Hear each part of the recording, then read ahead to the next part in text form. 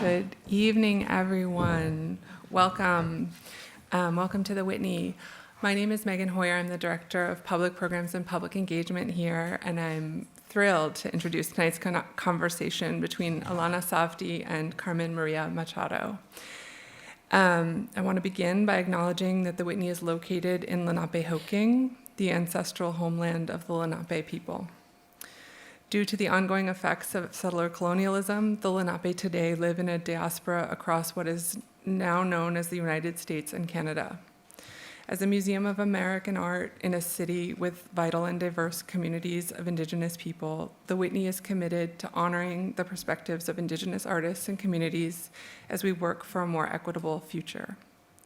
And if you're joining us online, please take a moment to identify and recognize the Indigenous people who have always and continue to steward the land from where you're joining us. The occasion for tonight's program is the dazzling exhibition downstairs, Ilana Savdie, Radical Contractions, which opened just about a week ago and continues through October 29th. The show includes some of Savdie's latest works, drawing on a range of subjects and environments as source material, such as the carnival celebrations that take place in Barranquilla, Colombia. Exploring variable textures and forms of mark-making, her expansive canvases, the paintings across her expansive canvases, the paintings are characterized by their dreamlike illusion, yet grounded in the physical body. It's a stunning exhibition. Congratulations, Ilana. It's not on yet, just a second. If you haven't yet had a chance to see the exhibition, because like I said, it just opened, or if you're so into it and you want to see it again, I'm really happy to say that the gallery will be open following the program, and we welcome everyone here to come downstairs. It's in the lobby, and view it, and we'll be open down there until 9. Deepest gratitude to my colleagues and co-curators of the exhibition, Marcela Guerrero and Angelica Arbelayez, for their partnership on this program.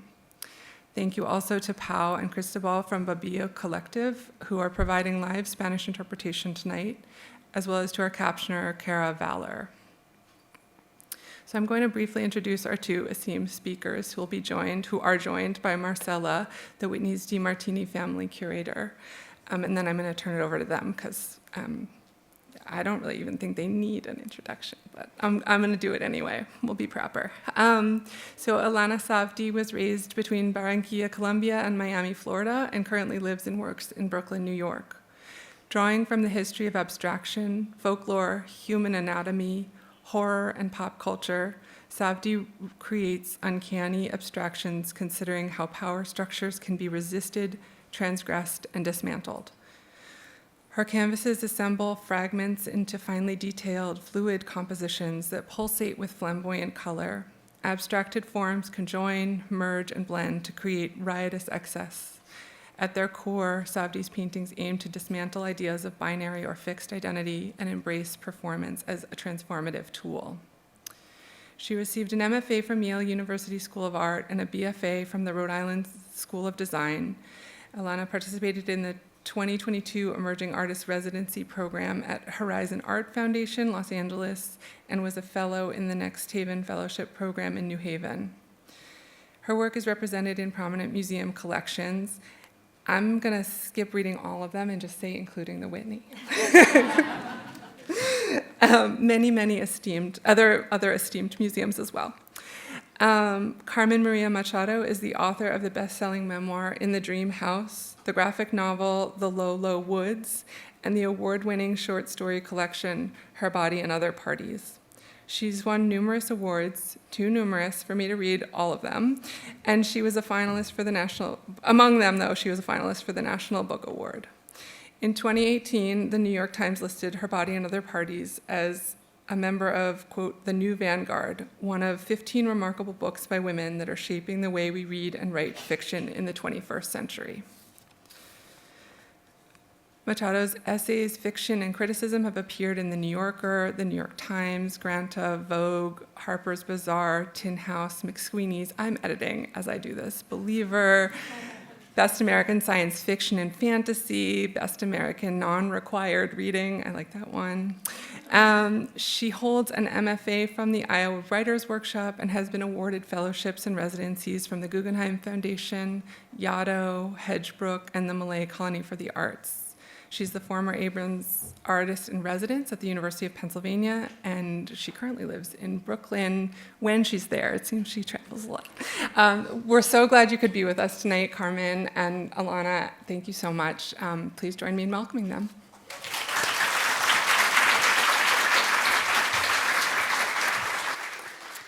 Thank you. Thank you, everyone, for being here. I want to start very quickly by saying a huge thank you to Angelica Arbeláez, Angie.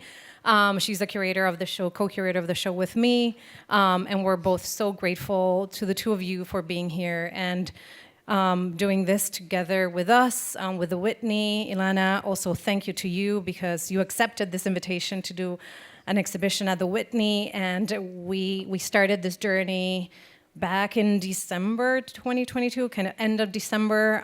So it's been kind of a fast and furious couple of months, and you've been so prolific, one of the most prolific artists that I've ever worked with. So thank you so much. And Carmen, same. I think we've been with Megan trying to confabulate how to work with you in some capacity and have you in one of the public programs. So we're just so happy that this is happening. So thank you.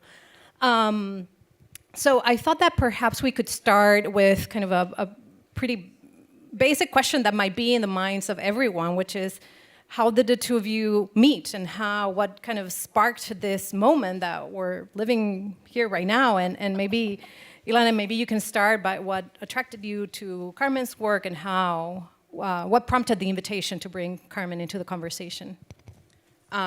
Sure. And also, thank you so much for having me, and thank you, everybody, for being here. And Carmen, of course. Yeah, so I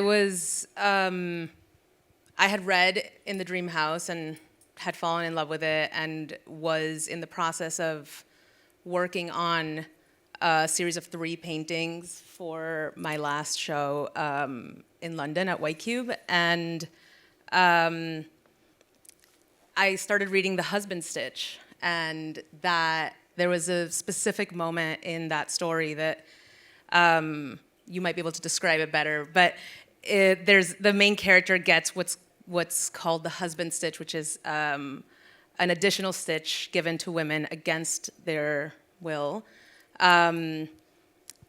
Historically, this is true, and that stitch is called the husband stitch, and so the character gets that stitch, and there's a really horrific, kind of very unsettling moment in the story where the doctor just kind of casually goes, "It's nice and tight, everyone's happy." And it just kind of like, I was working on these paintings that were, dealing with the kind of horror of being almost like in an operating table, or the horror of being in a performative state like that. And so the 3 paintings were titled after the husband stitch. This one's called Nice and Tight y Todos Felices. The third one was called Mamita, Mamita Rica y Apretadita. The 3 were titled after Carmen, after that piece. So, yeah, so I think from there. Yeah, and I can't remember exactly how, you might have tagged me in something, and I remember looking at the paintings and having this really intense reaction, because first of all, I loved them so much. I guess I wouldn't know how I would have felt if I had not liked them. That would have been kind of strange. But immediately I was like, oh my God, they're so gorgeous. And I feel like there was something about, the color, and also and we've talked about this a lot, these sort of organic shapes. I was just very immediately drawn to them as paintings. And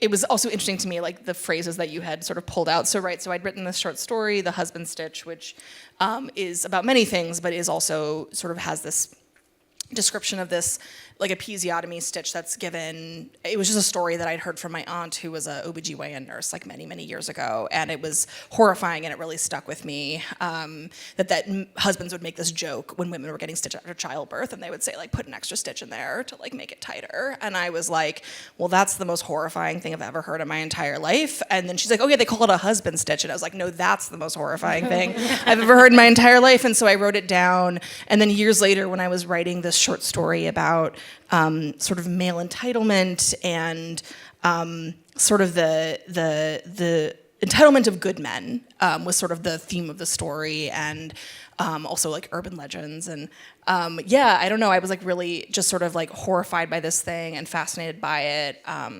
So then to sort of see that, and this story is weird because I call it my hit single. Like it's the story of mine that like people I think have read the most and like referenced the most. And so it's been really fascinating to see it sort of have this like impact in various places, and then of course to then see it like these phrases kind of like pulled out of the unstitched, if you will, from the story, and then like used to sort of think about these like colorful paintings that have these like organic, unsettling, uncanny shapes in them was just like a really, I don't know, it was just like a really sort of beautiful and interesting experience to see that transformation, I guess. I think it's like the casual unsettling of that phrase and that the title of that stitch and the title of that, it's just so casual and cavalier, and it just felt like that's kind of the intention behind this work, so I had to kind of bring that in. And I think maybe we will come back to specific moments of the story and other of your stories and your book, memoir, because there are so many of these instances in which I feel like even the husband stitch points to kind of a fragment of a body or different images that you construct through your literature, Carmen. But I want to just also, this is kind of for my own entertainment and you know, self-knowledge. We were just talking, and you mentioned that last year, this might be kind of the year anniversary to when you visited Ilana's studio. How did that come about? I think we just connected over like Instagram or something, and then we just started chatting, and then I think you invited me to come to your studio. Yeah, I had this moment of just being like, I knew more about you, obviously, than you knew about me, because I had read your memoir, and I knew just that we would connect, and you know, in like a, almost, this is sounding really creepy, but I just knew that we would connect. Yeah, no, it's true. No. So I don't think I have it's to have her in my I think studio, being like, we will be friends. I can just tell. I feel like is a great feeling, and I love that feeling. So yeah, I also felt that way, and we do. It's funny because like we obviously have these like, you know, different types of artistic practices, but I feel like we are very sympathetic. Like a lot of things that we like, similar like shared, I think like inspirations and sensibilities, and I think our art, it's weird because it's like hard to think about like painting. This is a thing I do not know how to do, but like how much our work is actually like similar or like speaks to each other, even though they're like totally different art practices. So. Well, that might be a good segue to how your brains actually are so similar and so alike. And we have, this is kind of an introduction to the wild ride that is and journey of Ilana's and Carmen's brains and how they work. But before we do that, I guess another point of contact that the two of you have is that we have here the beautiful work by Carmen Maria Machado, who, you know, she might be getting a show after this. So, I mean, you are not completely a foreign to visual arts. You want to expand? No. Yeah. Well, when I went to college, you know, I thought I was going to be a journalist. Well, I wanted to be a writer, and my father was like, how will you make an income? Where is your health insurance coming from? You must have a job. You should be a journalist. That's a writer who has a job. Because it was 2004. And so I was like, okay. And so I went to grad school I took one semester of journalism classes, absolutely hated it, and then was like, oh no, now what do I do? And so I sort of bounced around and was taking classes. I did take like painting and sculpture. I did like just like a million different types of like artistics. I took writing classes. I did sort of everything. And eventually I started taking photography classes and really loved it. So I got a degree in photography.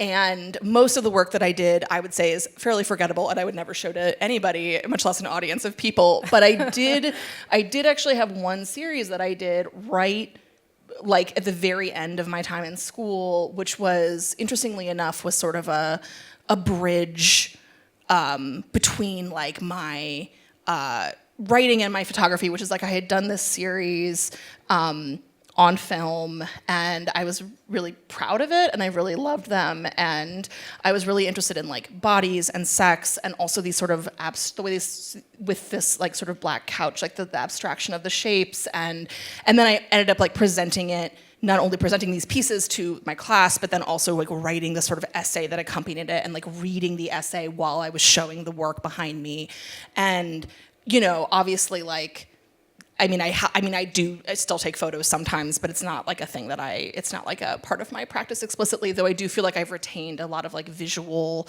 language, and I'm like very sort of, I think, attuned to visual stuff. And then also I think for me it was helpful to like, I was beginning to generate interest in things like bodies and sex and learning how to talk about them and think about them. And this project was also like part of that process. But for me, I then sort of took the essay part of it and then kind of ran with that element of it. But yeah, these are I can now say they've been at the Whitney, these pictures. You have literally shown them. I have literally shown them, yes, exactly. I can put that in the CV.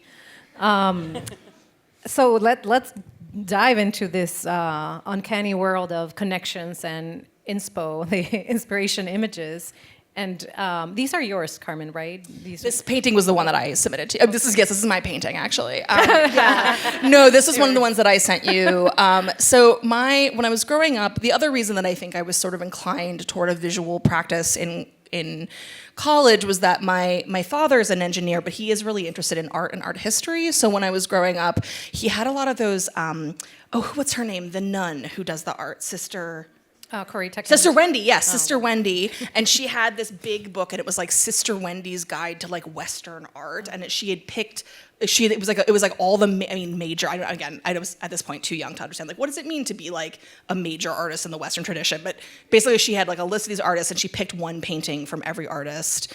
And this painting, I believe, was in that book. And I was completely. I loved that book. I read it a lot, and I also just found this painting. And it's funny because I've seen other renditions of this event. Like, obviously, there are like other paintings, but this one, and of course, later I learned that the artist herself had like experienced sexual violence in her youth, and like that this is obviously like there's something about that in this painting. This painting is much more gruesome and bloody, and like the others, I feel like Judith is always kind of like holding the sword at like a weird angle, but this one she's just like it's like she's making dinner. Like it's just she's so determined, and it's such a like gnarly fucking painting, and I absolutely love it. And so when we were talking about visual inspiration, I was like, oh yeah, I love that painting. I actually have earrings that have those painting.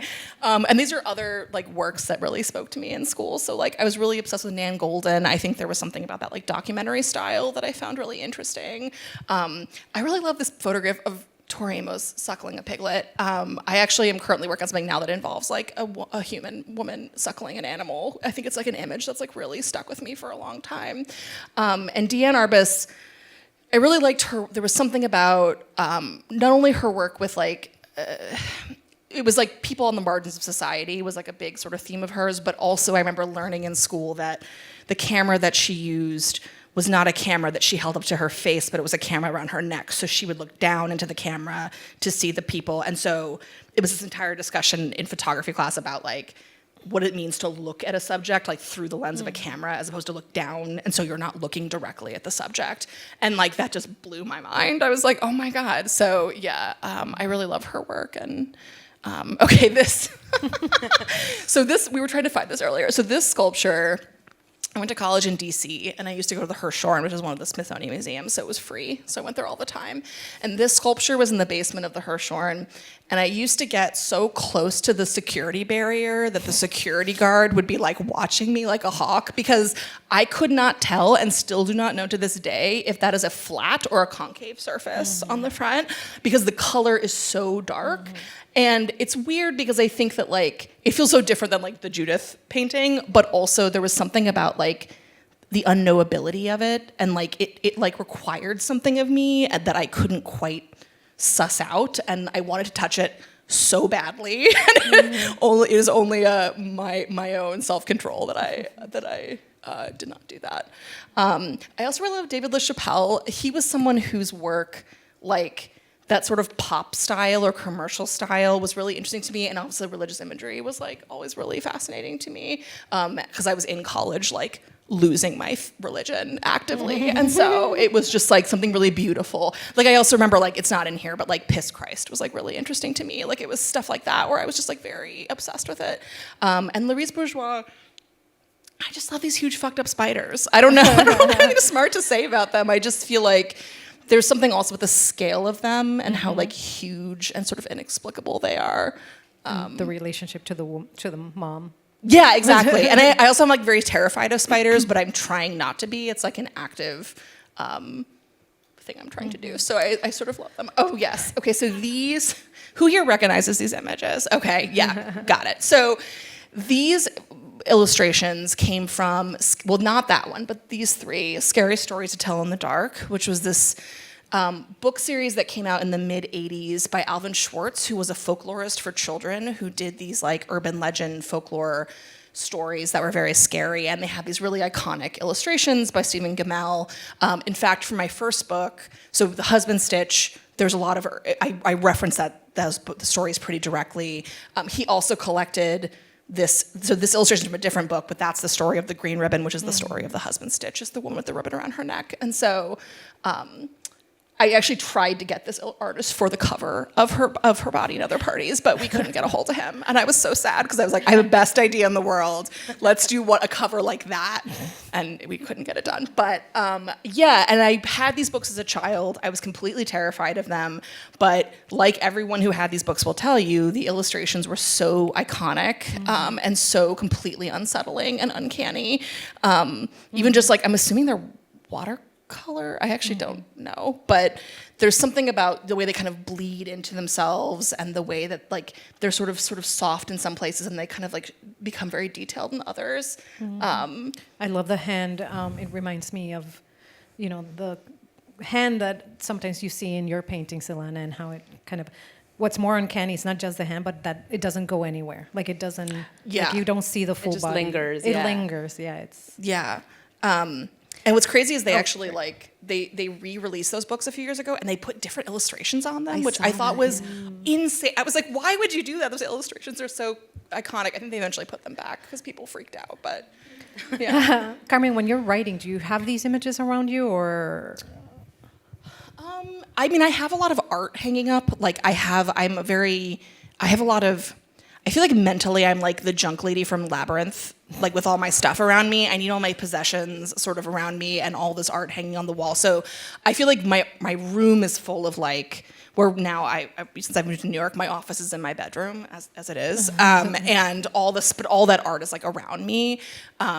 It's not quite like, I feel like in your studio you had like inspiration pieces for individual things like hanging on the walls, which is not quite what I do, but definitely like, anything that's interesting to me visually, I print it out. I like to hang things on the walls. Like it's just a part of my practice.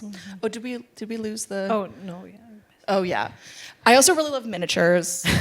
So this one on the right is from this artist who's been doing this Southern Gothic dollhouse, which is like a haunted dollhouse for like the last couple of years, and I'm very into it. And then these are from the Nutshell. Oh God, it's like the Nutshell something of Unexplained Crimes, and it's this woman who she was like this socialite who was very into murder, and she made these incredibly detailed dioramas that all had like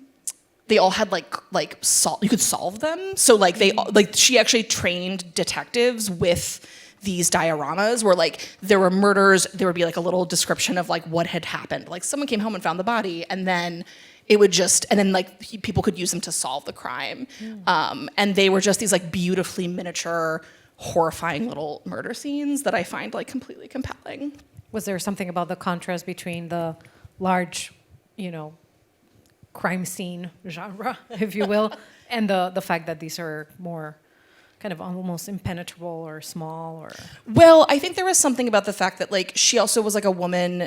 I mean, she was like a rich, white lady, but she also was like a woman at a time when like detectives were all men, and she was the one who trained them, and she would like knit, like everything was perfectly created. Like she would knit tiny socks and like knit tiny things, and like so they were perfectly constructed. They were so useful that they used them to train detectives, and she became like an honorary detective like through this work. So it's something about like I think like domestic labor, and then it's sort of being like brought into this like man's world. Right.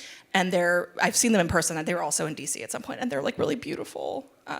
So it's funny because we were just having a conversation about the miniature and the uncanny, and like the relationship between like the thing that you can't like project yourself into versus the thing that you can, and like how scale relates to the uncanny. And it's I'm so excited that you brought. I didn't see those when I had seen what you had submitted. And I'm so excited that there's like miniatures in here that as photographs start like kind of become something different than like in real life. Yeah, and also because we were talking about also there's something about the scale where it's like you almost feel like a godlike figure. Right. And the thing about these is that there is a solution. Like we don't know them because literally they're still used to train people, and so we don't. They're like hidden, but there are like ways you could like pick up a pillow. There's like little details that like you can solve the crime, and I feel like this idea that like you can like read the room in this like very literal way, which I think is like so interesting and like demands that the viewer is like doing something, which I think is Right. like really tremendous. These are great. I feel like I Yeah, I I was identify with thinking all about these. other visual images. I mean, these are all films. So like Children of Men is one of my favorite movies of all time, and it's a movie that I'm thinking it does a lot of like background and foregrounding work. And when I wrote, there's a short story in my first book called Inventory, where I also was thinking a lot about foregrounding and backgrounding and the way that like information is sort of delivered visually versus on the page. And that movie was like a big inspiration for me. And these are just, like, I mean, horror movies, sexy horror movies, it's like it's basically, that's my whole vibe. And so, yeah. And then also like beautiful images with like bodies being asked to do impossible things or doing impossible things. So. Ilana, we'll turn to you now. Well, it's just funny when Carmen submitted all those images, I lost my mind because each one of them I had like an individual relationship with. Like that Diane Arbus image is like on a book cover in my house, like in the entryway. I look at it every time I enter my mom's house. Like there's just, I mean, I'm obsessed with that figure from Pan's Labyrinth because he's like his whole like skinny fat like form of existence, and I don't know, I feel like there's this way that I've related to your work through like embodiment and through the unsettling and through like themes around like desire, like just hearing you talk about the Anish Kapoor and like wanting to touch it and then never really quite being able to do that. And I feel like that's something I'm always chasing, and when I'm making these paintings, like trying to like desire without and longing without resolution, which feels like a really kind of queer concept too. So I'm always like, there's always like hearing you talk about it, my brain was just firing on all cylinders. Like, I'm also thinking about this thing you're talking about, like it feeling unresolved, and I can't remember the artist's name. He's Cuban. I should know who he is, but he did that untitled piece, which is the candy in the corner. Felix González Torres. Yeah, and like his love. And I remember like the first time I ever encountered that work, where you're asked, it was the weight of the candy is his lover's body who was dying of AIDS, and you're asked to like take the candy and eat it, and like he's shrinking as that's. And I remember the first time I think I'd never like touched a piece of art before. Like I'd never been asked to do that, and I was in the museum like reading and I was like, really? Okay, sure. And it was such a transcendent moment of like being able to like engage something that like physically and like allowed to be audacious. Yeah. And I had just never like encountered that before, and it was such a like, I still think about that all the time. It was such a like transcendent moment of like art, of encountering a piece of art and getting to actually like put it in my mouth, which I feel like is just, like what an idea. Which is funny, we talked about when we were talking about putting the works up, and we were talking about having to like create a boundary between like the viewer and the painting, because there's like the stanchions. And there, we obviously like this work, like you can't touch it because it will, it's just like, I don't know, painting on a wall, like things that sometimes can't be touched. And but the desire is to create like I guess like the impetus behind the making of some of this work is the creating that desire and like forcing that like unresolved desire. And so there's something really satisfying about the fact that has, I mean, I hate that they're there, but I also like, it's hilarious that they have to be there. Right, yeah. Because people want to touch, and that's, I don't know, that's... Yeah, and that's kind of curtailing the work, the desire part of the work, because of the need to protect the artwork. But yeah, and even the way our registers and our conservators describe the paintings, like it's like candy. People will be attracted to them. But it's interesting because, thinking about desire, maybe in the case of these paintings that are a reference, you want to kind of break that. There's something performatic about your paintings, wanting to break that fourth wall and I don't know, either bring the viewer into them or you into their space. I mean, we're kind of moving off of this topic, but...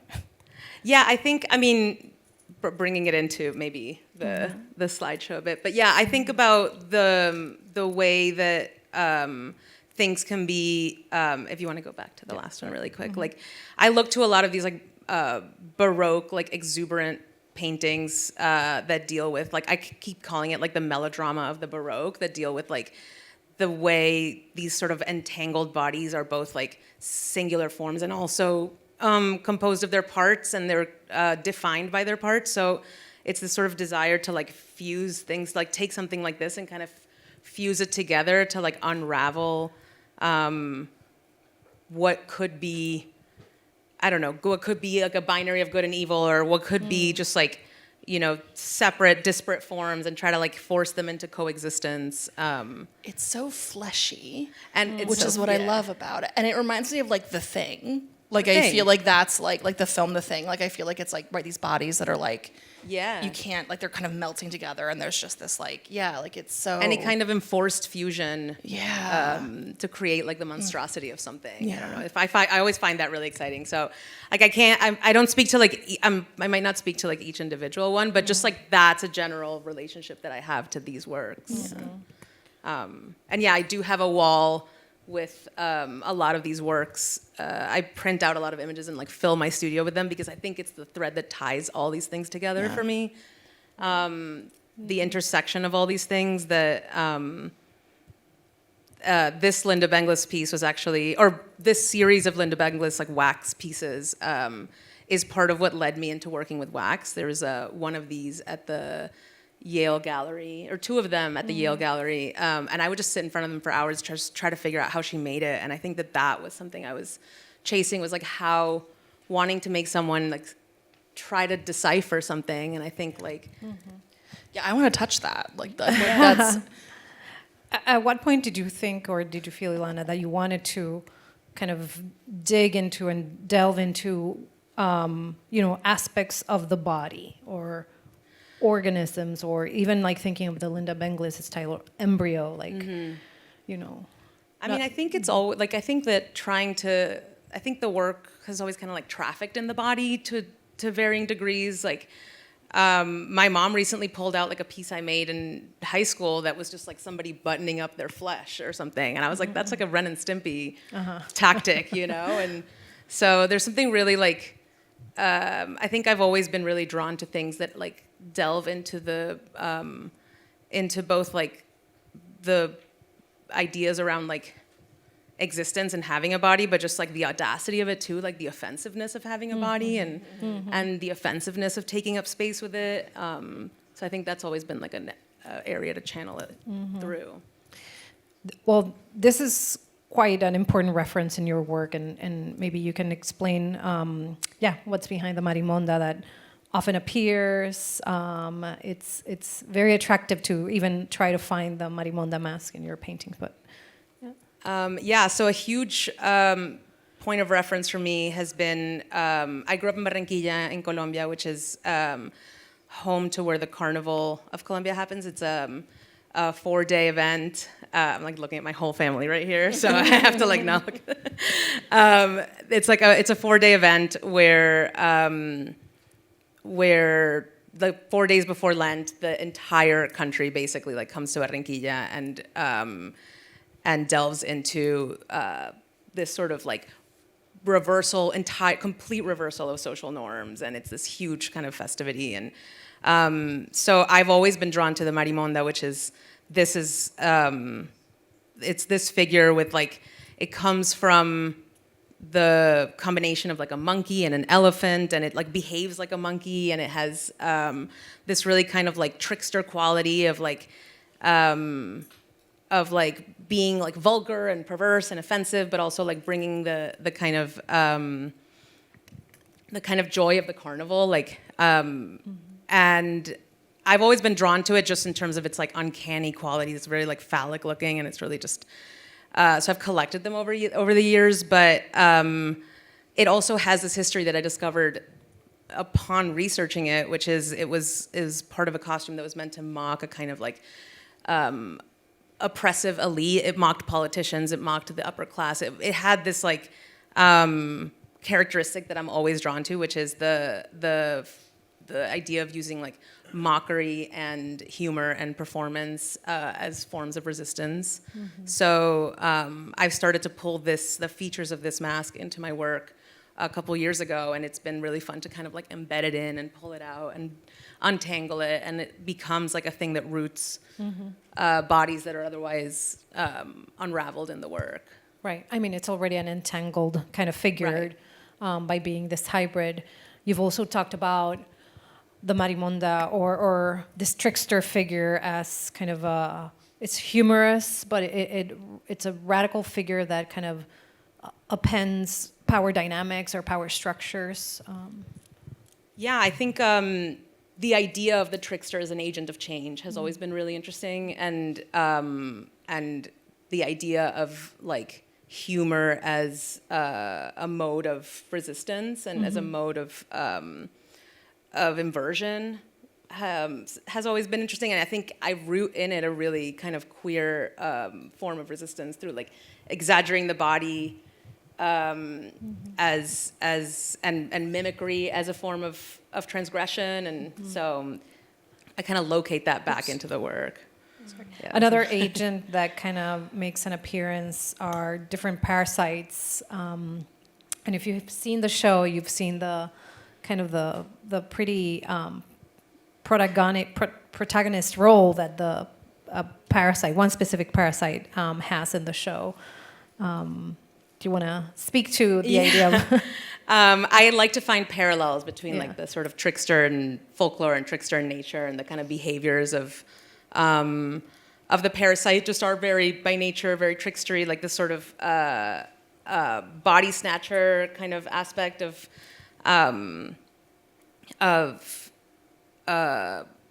force, like entering into a host and forcing it to change, and this is kind of like the parasite as an agent of change feels like a very kind of trickster quality. So that was always like interesting as a concept, and then they're just like looking into them visually. There's so many different kinds, and they just like are they're so kind of horrifying and beautiful and weird, and I just kind of found in them like the desire that I had to like entangle and intertwine bodies. So they've sort of become, like you said, a protagonist in the work, and like I think kind of this is the first time I've ever had a show where there is like an overt showing of the parasite, but I think something that these paintings have done for me that I've been able to do through them is seduce through color and seduce through texture, and force the viewer to look at something that they might not want to look at, in this case, like a disgusting parasite. Is that one in the shape of a marimonda? It literally is just crazy. That. I actually am not sure what kind that is, but it is, it has this mask. Wow. Like aesthetic. But it just... And so I just thought about this question. This is something that I've always thought about your work, and kind of,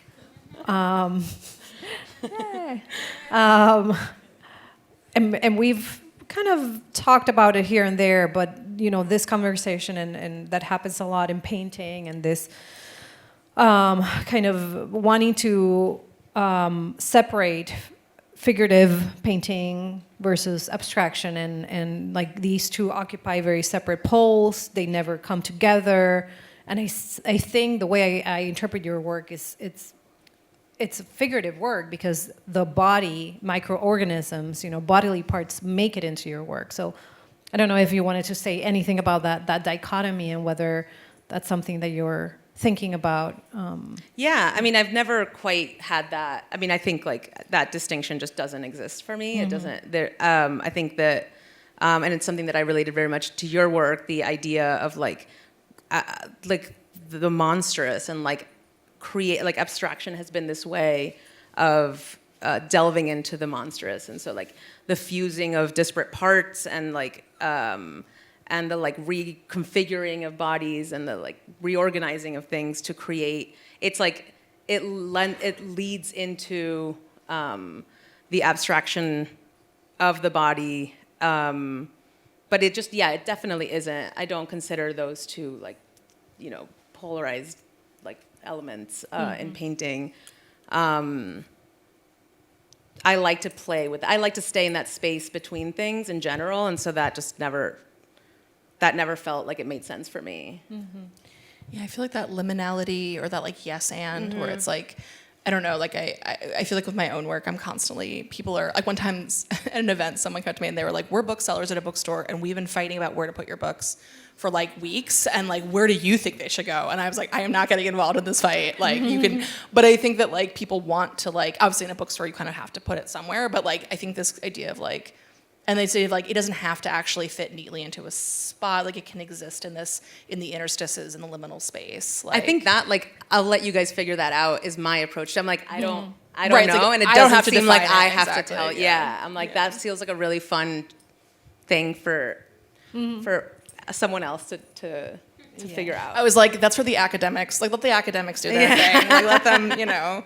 But that's what I love. It's kind of a big FU to those discourses that want to separate both, you know, in like representational art versus abstraction. Like fuck it, you know, it's like it exists in both. Both are in the painting. Both are. Yeah, and I think sometimes even when I go back to like starting off places in the work, sometimes I think that in general they start from points of tension for me more so than, so sometimes the original sketch will be extremely figurative because I'll think of like a scene in a movie or like a moment that I experienced or image I saw somewhere where there was like a point of tension or like some kind of challenge that I got excited about and I start from there, but sometimes it's just extremely formal and it starts from abstraction and figuration makes its way in. But I like that it kind of forces you, I like forcing someone to try, I like rerouting a viewer, so forcing someone to try to resolve something and never quite, it goes back to that like longing and desire without resolution, like forcing someone to try to resolve something but never quite giving them that resolution. Can you speak more about that tension that you mentioned? And I wonder, Carmen, if this is something that you also, you know, respond to through your work. In your case, Ilana, because we've talked more about these, you know, tensions, political tensions existing in the world that make it into your work through, you know, these uncanny juxtapositions of, you know, orifices and or what you were saying before, the entanglement of body parts, and just to speak more on that concept of tension. Yeah, I think in that sense, I think it's trying to be like leaning into the desire to be like undefinable, like trying to lean into the I think like being boxed in any kind of particular way and knowing that that's for the pure purpose of just like being able to be governed. And I think that like not like allowing this kind of becomes a space where I can like stay ungovernable or something. Like I can stay in that space. Well, it's like the desire to be in categories is also like capitalism, right? It's like how can this be exactly. marketed and packaged and sold? And it like, yeah, it And demands... flipped, and how can it be like, how Yeah. can laws be made? How can we use Yes. these terms to like then make laws to then distract from what we're actually doing and Exactly. categorizing groups? So I think like it becomes this like performative, I don't know, for me it becomes this like performative fuck you to that. Can we also talk, you know, going back to something that, you know, you mentioned when you were talking about the husband stitch, and that I'm curious about because I think I see it in both of your works of these bodies that are, and even body might not be the right word, because there are fragments, there are close-ups, there are bodies that are kind of unresolved, they're excessive in some ways. How do you see your work expanding those discourses around the body? Yeah, I mean, I'm thinking about actually an essay that I wrote a few years ago. You know, I had sort of struggled for years. I was really interested in writing about the fat body and fatness, and it was this sort of language that I was having trouble kind of approaching, and I eventually had written, I was trying to sort of figure out a way to say something about it, because I felt like discourse around about fat bodies often comes down to like clothes, which I was like, that's very insufficient to me. I'm like, that's like, not that that's not important, I love clothes, but also like that just feels like the, you know. Right. And so eventually I began to think about fat bodies as volume and fatness as like this expression of like you literally demand more space and you literally like cleave the air more than somebody who is less fat. And so this sense of like, and I was finding a lot of references, like I had been reading the Shirley Jackson biography from a few years ago, and there was this like really horrible line, not that the biography was wonderful, but the line was a quote from somebody they were interviewing about Shirley Jackson, and the woman was saying, oh, she was so fat, she took up half of the couch, but she was so charming at parties, like people hardly noticed. And I was like, what if she's so charming and funny, and because she, like, what if the fatness is like a part of this, like, this expression of this like artist and this person who existed in the world. And to me, those things feel like very inextricable from each other. And it feels like this way of thinking about, like bigness, excess, opulence, like that is actually like something to be embraced and revered and not like feared and shied away from, whether you're speaking about a piece of art or a piece of writing or a person's body. And then after I wrote that essay, I then wrote the short story in my first book that's about fatness called 8 Bites, where I was sort of thinking about it's about a woman who gets gastric bypass surgery, loses a bunch of weight, and then this like ghost that is like the body that she lost is like haunting her in her own home. And at some point she like beats it, like she tries to kill it, and it's really sad and horrible. And then when she dies many years later, the thing that comes to take her away is the body that she lost, and it like kind of, so I feel like there's something for me about like the body that again feels like, it feels ungovernable. It feels like it's like a thing that like capitalism resists it, and like, culture resists it, and society resists it, and, but like it insists upon itself and it demands things. And I just find that really beautiful and interesting. And I don't know. And we were talking earlier about like scale of paintings, like you were saying, right? Can you talk more about that? Because I feel like that's but I do want to say something about 8 Bites, because you had this one line that was like, I couldn't make my body. I couldn't make 8 Bites work for my body, so I made my body work for 8 Bites. Yeah, I think about that line all the time. Like I think when you were asking like what drew us together, or what I saw, I think sometimes your words come out of my mouth when I try to explain something. That. So that is one of them, because I feel like that. And I remember, I come from like Barranquilla, and Colombia in general is like one of the places with like most like constricting beauty standards. And there's a lot of talk about like la cirugía, which like the surgery, like just get the surgery. Just put these like little boundaries around your organs so that you can like make sense in this space, And that just I was like, well, I'm just gonna make like 10-foot paintings instead. It makes me wanna make like bigger paintings and take up more space. And then obviously there's moments where we were talking about this, where I'm like, I'm like, oh my God, the audacity of me making these huge paintings and putting them at the Whitney, like, how dare I? And then I had these moments of anxiety and stress about it, but at the end of the day, that is the only way that I can understand.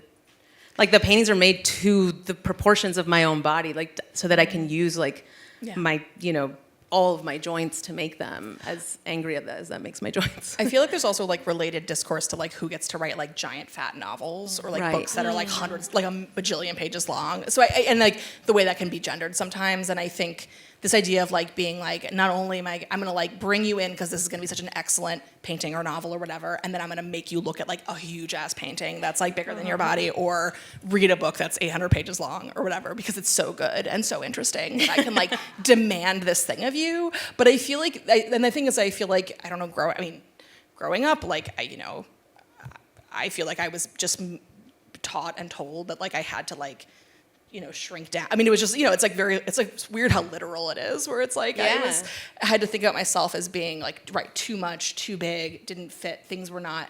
And then I think just saying like, no, actually, I want to bring people like into that. Like, I want to be like so big that like I have my own fucking gravity, and like people like, like I feel like but I think that's beautiful. And I think that like, we think about these things in such weird terms, but I'm like, to me, that seems like magnificent, and that seems you like queenly, and you like define the container because you fill it up more or something. Exactly. And so I'm like, I want your paintings to be so big they don't fit into a galley, like, you know what I mean, where it's like they're so unfathomably huge that like they just, and I love the idea of something that becomes like so big, but you are demanding something because it is also so excellent. And so I don't know. Yeah, to that point about proportions that you were talking earlier, like the gallery where Ilana's work is, because we have the fifth floor and the sixth floor, and these are really big spaces, and so the lobby gallery is, in terms of square footage, perhaps one of the smallest spaces, not the smallest, but one of them. But your work, it almost doesn't matter the size of the gallery, because the works are so big and so imposing, and so it's how you take up that space, and obviously you take it up very well. Thank you. I can't believe it's almost time to turn into the section of this evening of Q&A. But quickly, I wanted to ask something. I was listening to an interview, Carmen, and you said that sometimes we need something more or beyond reality to more accurately represent reality. And that made me think a lot about your paintings, Ilana, and so this wasn't in the kind of outline that I share with them, but so it's a surprise question. I just wanted to know if you wanted to give more context to when and how and why you said that, and Ilana, if you think that resonates with you in your paintings. Yeah, I mean, definitely. I think going back to what I was talking about, the monstrous, I think it's sometimes this way of accessing aspects of, like, I think, like, in horror films you see, like, the monster that becomes, like, eventually so big you can't ignore it, and I think that there's this, like, aspect of the, I don't know, the audacious ways of existing that makes me sometimes want to, like, relate back to the monstrous. So I think it's always, at least, like, among many other reasons, I think that's one of the entry points that I have into that, like, my relationship between, like, the real and my desire to, like, unravel it. Yeah, I mean, when I started writing the work, that became, like, the work that is recognizable as my writing. I remember I was writing the story that ended up being the last story in my first book, which is called Difficult at Parties, and it was me attempting to write a story about sexual violence, and I knew I wanted to write it, and I did not know the means by which I would, like, talk about this in a way that felt, like, fresh and interesting and new, and I ended up sort of resorting, like, thinking about, okay, like, stepping outside of the story of, like, what's actually happening, like, what is a way that I could enter into, like, non-reality or bring in some non-realist element.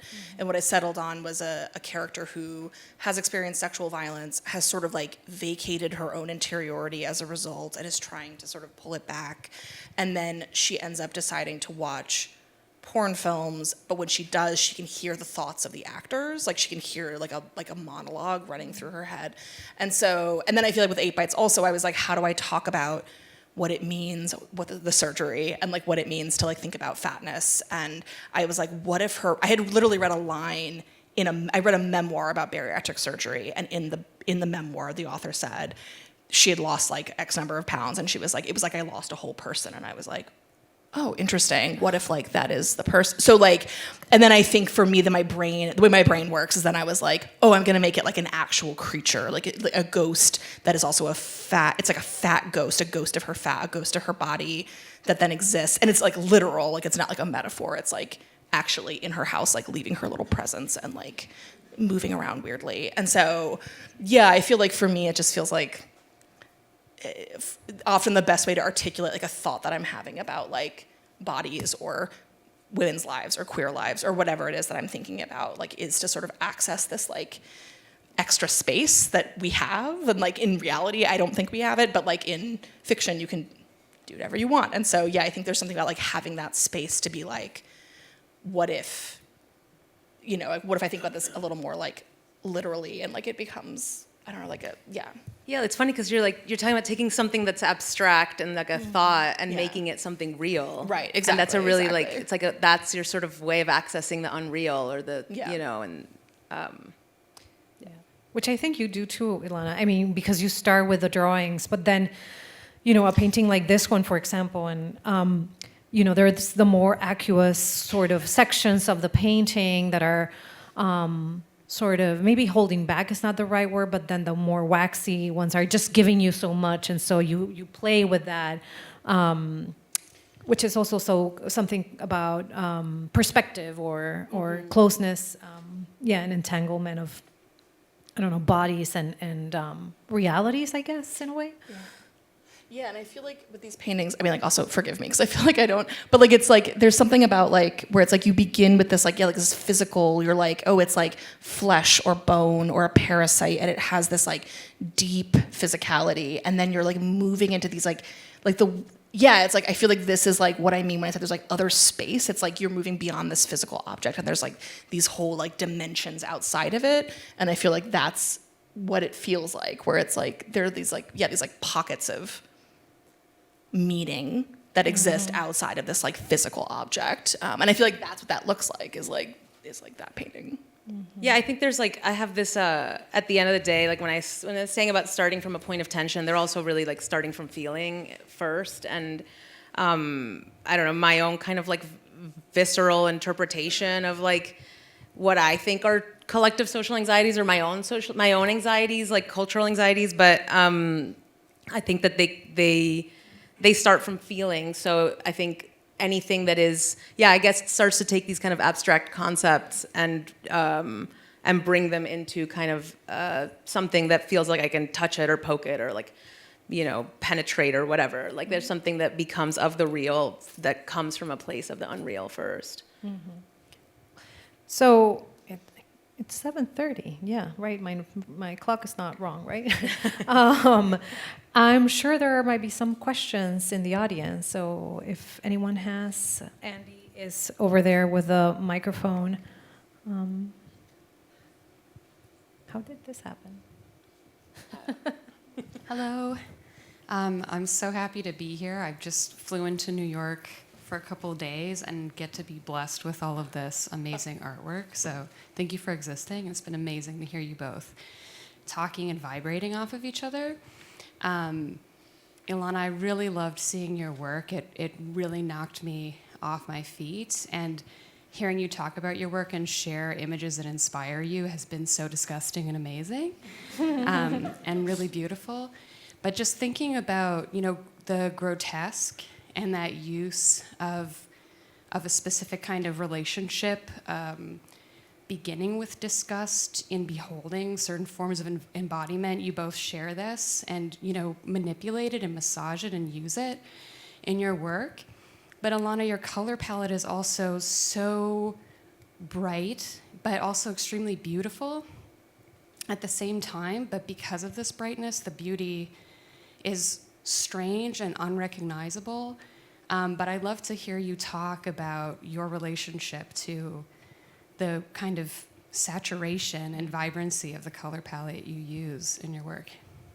I think grotesque is exactly the word. There's a word in Spanish, empalagoso, which I think is in English cloying is the closest maybe, but it's this like excess of sweetness and sugar to the point of disgust, and I think that like right in that place, like right before it gets to disgust, is like exactly what I seek in colors. And I think they are colors you see in the carnival. They are colors that I've kind of grown up around. But I think for me in this work, it's become about modes of seduction and finding like a way to kind of draw you in to look at something that isn't quite as beautiful or quite as pleasant as you might expect. And it's actually quite horrific, a lot of what's happening, and the colors are also, they're not that easy to sit with. Like I'm surrounded by them in my studio and my eyes start to vibrate. I think one time like my contact popped out of my eyes, just like I'm done.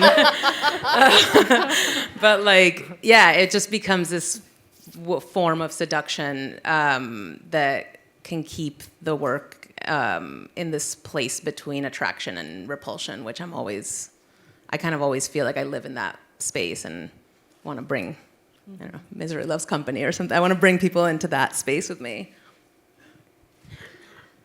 There's another question over here.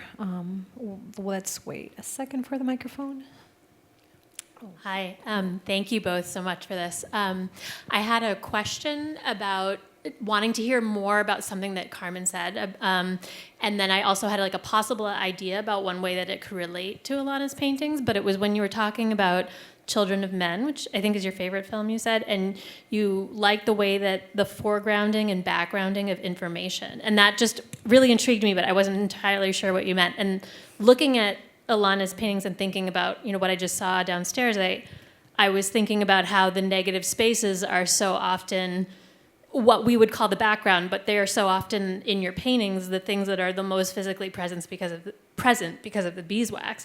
So there's a foreground background sort of like ambiguity with that visually, and that I totally get, and I'm really interested to hear how that might relate to writing, if there are other things along with that.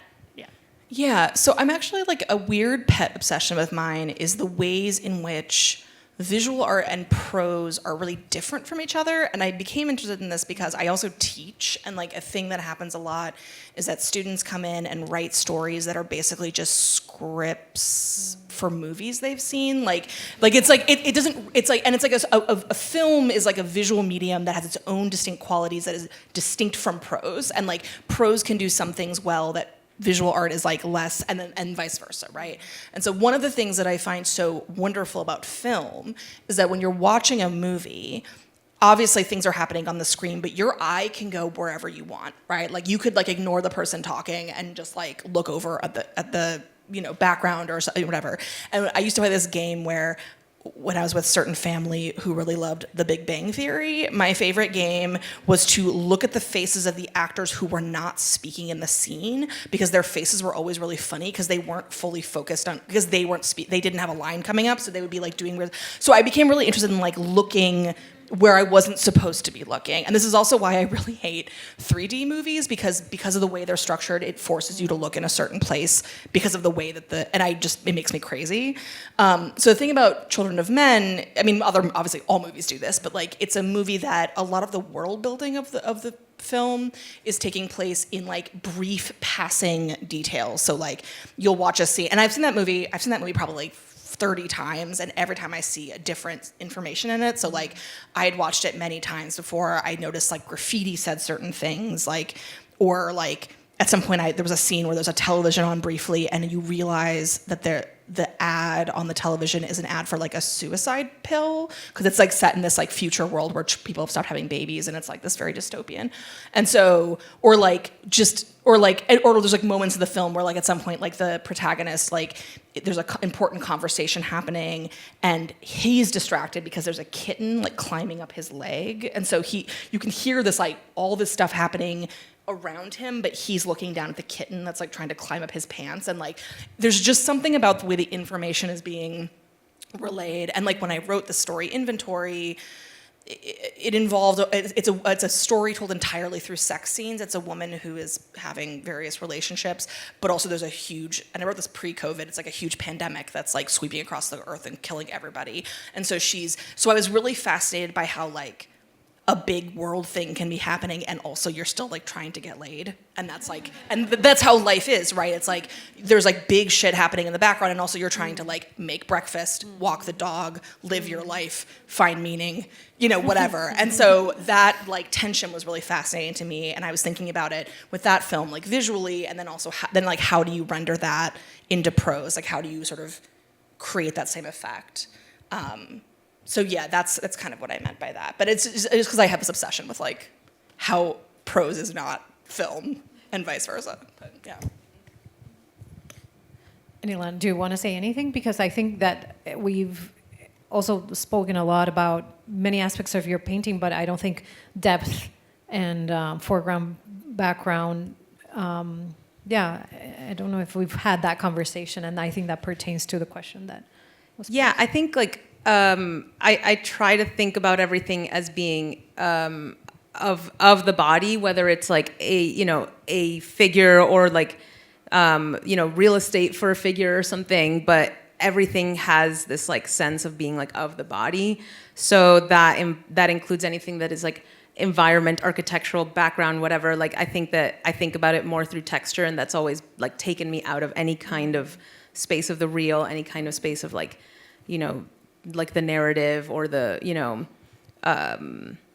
any kind of space of the real, and even like it kind of like forces me to challenge my relationship to image, which is like, you know, dealing with some of the things that I deal with, like parasites, where I'm not actually like sitting there holding a parasite. Like I'm dealing with these things that are like fundamental to this work, but entirely through image. So these kind of spaces where it becomes more about, where I get to use like a real estate in the painting to be about process, and to be about material, and to let that be a way of accessing the body without actually like delving so far deep into figuration or even the real. You had a question, Marie? Hold on a second. Yeah. Thank you. Ilana, what is the effect of the beeswax in your paintings? Like how I do it? How do you do it, and what is the main goal with the use of color? Yeah, so it's beeswax pigmented with encaustic, and it's painted. I paint it, so it's always about congealing the gesture. The beeswax dries like so quickly as it's applied, so the buildup of texture is actually a congealed gesture, and that's part of what's exciting to me about it. It's just like it kind of has like a textural relationship to the uncanny that I'm interested in. So, and then playing with color to take it like outside of what the material wants to be, and actually like, you know, I don't know, asserting my own agency over it through color sometimes is really exciting. I'm going to call a story "congealing the gesture," which is like a beautiful phrase. I love that so much. It's so Oh my God, perfect. I would die. We might have time for one more question. Anyone? Oh, there's a hand I see there. First, thank you so much for this wonderful conversation. I couldn't stop taking notes, and it's been very inspiring. Before I ask my question, I just wanted to comment on something you said about, you know, sort of the figurative versus abstract art, and it reminded me of something I actually saw at the Bridget Riley exhibition at the Morgan yesterday, where Bridget Riley apparently said that all sort of even realist art is an abstraction of nature made up of lines and, you know, shapes, and I thought it was very relevant to sort of what you were talking about just now. But my question is this. I really enjoyed looking at both your inspirations for your art and to see what you consume to create your sort of masterpieces. And Ilana, you consumed Carmen's art to create some of your paintings. And with that in mind, I wonder if you consider who consumes your art, if you ever think about the audience and how they might react or what they might take away from your art. I mean, I do, and then I don't. Like sometimes I try not to, just because I don't want to like hold any, like I don't want, when I'm in the studio and I'm working on it, I have to remove sometimes like myself from the viewer for a moment and just be like extremely in my own ego or something. But I mean, it's a really good question, because I haven't like actually thought about it so extensively, but I know that it's like in my subconscious. I think trying not to impose what that could be, like what could be taken from this and like reformatted to be something else. Like this work for me is, I mean, I've consumed so many other artists' work, so many of my contemporaries' work, and like mangled it up and like spat it back out along with all these other references, because it's like really unconscious decisions that happen in the studio sometimes, like very responsive. So there's definitely like the work of people around me that has like deeply impacted my own work, you know, Carmen included. Like, so I would, I don't know, hope and love and be very excited to see what would come from someone else doing that with my own, or to like the privilege of participating in someone's mood board or something. I guess. I think I could stay here forever, but something tells me people have other plans and have to eat dinner. Huh? Go see the show. Yeah, that's a great plan. So we'll see you in the lobby gallery. Thank you both so much. Thank you so much. Thank you.